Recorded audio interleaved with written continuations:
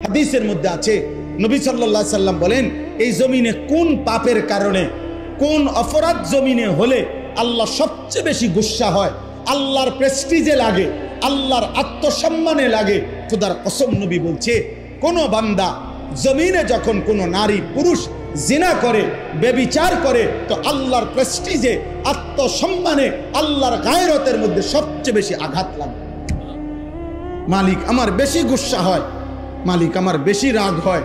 এই জন্য গুসার কারণে নবী বলছেন, আল্লাহই তো বিধান, এই জন্য বলছে বন্ধু বন্ধু ওই জেনা করলো, ও ব্যভিচার করলো আমার জমিনে, ওরে খাওয়াইলাম আমি, ওরে পড়াইলাম আমি, এত বড় কায়নাত দিয়ে আমি তাকে লালন পালন করছি, ওরে আমি বলছি তার জন্য আমি হালাল বিবাহের ব্যবস্থা রাখছি, ওরে আমি বলছি তার স্ত্রী আমি ব্যবস্থা করেছি, ওর যৌন চাহিদা আমি আল্লাহ দিয়েছি, ওই নারী আমি সৃষ্টি করেছি, এই পুরুষ আমি সৃষ্টি করেছি, শাহওয়াত আমি সৃষ্টি করেছি, লজ্জাস্থানের চাহিদা আমি সৃষ্টি করেছি, এত কিছু আমার দেওয়া ও আমার জমিনে আমার দেওয়া জিনিস পেয়ে নাফরমানি করলো।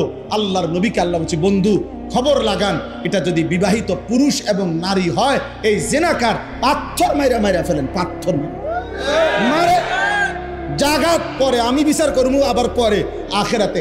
এখন ওয়ালিয়াশহাদ আযাবাহুমা তাইফাতুম মিনাল মুমিনিন, সমস্ত এরকম মজমায় ইমানদার মানুষের সামনে খোলা ময়দানে ওপেন প্রকাশ্যে পাথর মাইরা এগুলোর মাইরা ফেলে। আর অবিবাহিত পুরুষ নারী হলে 100 করে চামড়ার বেত্রাঘাত করেন, যেন এক এক বাড়িতে 100 বছর মনে থাকে।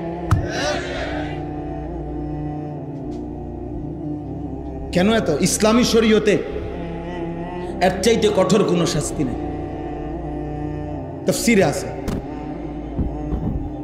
চাইতে কঠিন কোনো শাস্তি নেই। ইসলামী হুকুমত, ইসলামী খেলাফতের এটা জিম্মাদার।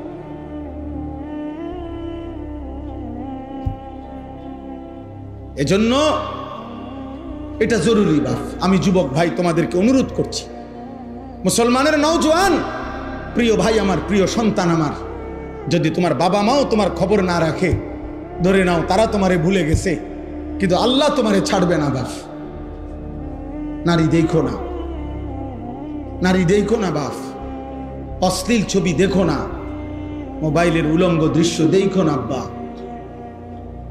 হাদিসে